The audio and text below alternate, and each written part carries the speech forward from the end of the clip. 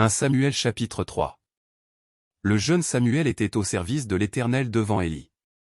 La parole de l'Éternel était rare en ce temps-là, les visions n'étaient pas fréquentes. En ce même temps, Élie, qui commençait à avoir les yeux troublés et ne pouvait plus voir, était couché à sa place. La lampe de Dieu n'était pas encore éteinte, et Samuel était couché dans le temple de l'Éternel, où était l'arche de Dieu. Alors l'Éternel appela Samuel. Il répondit, « Me voici. » Et il courut vers Élie, et dit, « Me voici, car tu m'as appelé. » Élie répondit, « Je n'ai point appelé, retourne te coucher. » Et il alla se coucher. L'Éternel appela de nouveau Samuel. Et Samuel se leva, alla vers Élie, et dit, « Me voici, car tu m'as appelé. » Élie répondit, « Je n'ai point appelé, mon fils, retourne te coucher. » Samuel ne connaissait pas encore l'Éternel, et la parole de l'Éternel ne lui avait pas encore été révélée.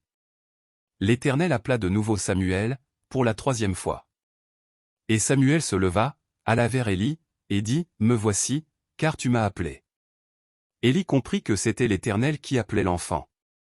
Et il dit à Samuel, « Va, couche-toi, et si l'on t'appelle, tu diras, parle, Éternel, car ton serviteur écoute. » Et Samuel alla se coucher à sa place.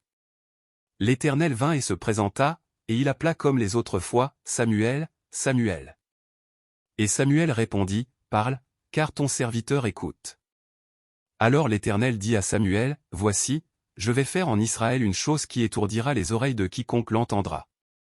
En ce jour j'accomplirai sur Élie tout ce que j'ai prononcé contre sa maison, je commencerai et j'achèverai.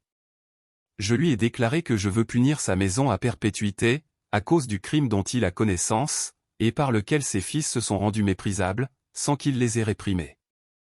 C'est pourquoi je jure à la maison d'Élie que jamais le crime de la maison d'Élie ne sera expié, ni par des sacrifices ni par des offrandes. » Samuel resta couché jusqu'au matin, puis il ouvrit les portes de la maison de l'Éternel.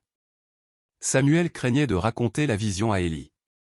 Mais Élie appela Samuel, et dit, « Samuel, mon fils. » Il répondit, « Me voici. » Et Élie dit, « Quelle est la parole que t'a adressée l'Éternel?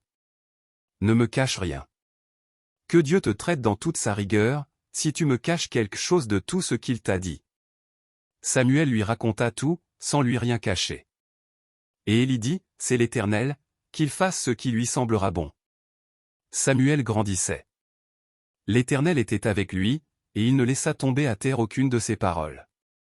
Tout Israël, depuis Dan jusqu'à Bir-Shéba, reconnut que Samuel était établi prophète de l'Éternel.